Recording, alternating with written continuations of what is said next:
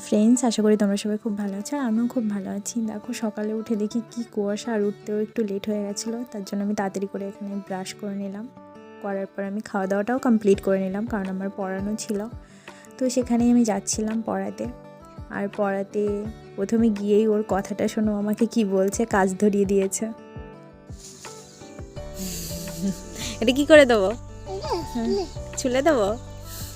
দেখো এখানে ও ডিম খাওয়া কমপ্লিট করে দুষ্টুমি শুরু করে দিয়েছে না পড়ে। মাথাকেও নিচু করে, অত নিচু করে কোনোদিনও পড়া যায়? তারপর আর কি ওকে পড়ানো হয়ে গেছিলো, হওয়ার পর আমি বাড়ি চলে আসলাম। তারপর বিকালবেলা আমার আবার একটু চা আর মুড়ির ক্রেভিং হচ্ছিলো, তো ওটাই আমি বানিয়েছিলাম। তারপর আমি ওটা খাচ্ছিলাম আর ঠাম্মির সাথে গল্প করছিলাম, ঠাম্মিও খাচ্ছিল।